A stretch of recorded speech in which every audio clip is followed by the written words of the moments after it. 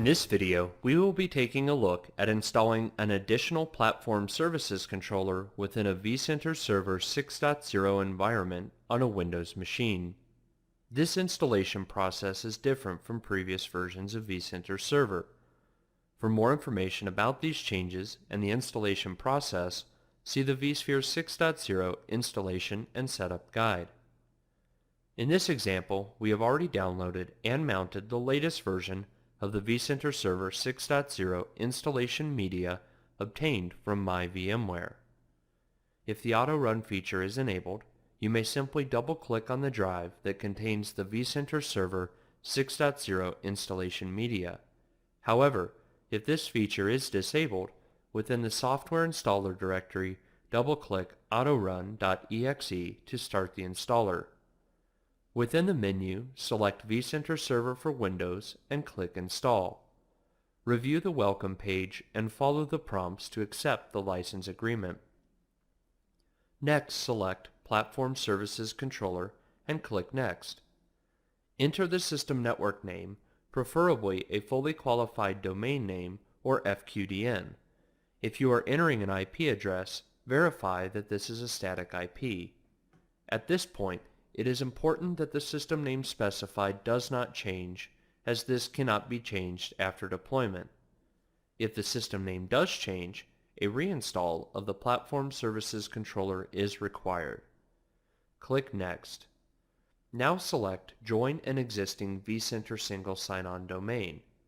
Provide the system name and vCenter single sign-on administrator password of an existing Platform Services Controller within the vCenter Server 6.0 environment. Click Next. When prompted, click OK to accept the certificate from the existing Platform Services Controller.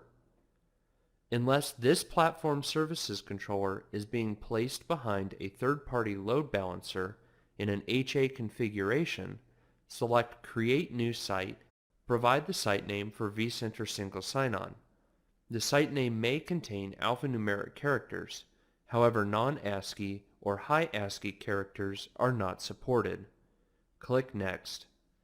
For each component, accept the default port numbers. If another service is using the default ports, you may define alternative ports here. Click Next.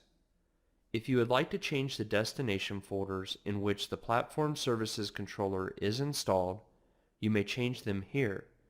However, if you do choose to install to a custom location, do not use folders with names that include an exclamation mark. In this example, we are installing to the default location, so we will just click Next to continue.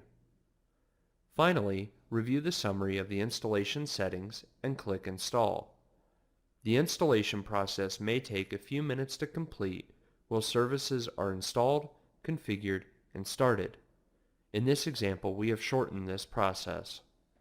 Once the installation is complete, click Finish to exit the installer. This concludes our look at installing an additional Platform Services Controller within a vCenter Server 6.0 environment on a Windows machine. For further video tutorials, subscribe to our KBTV YouTube channel. Thank you for choosing VMware.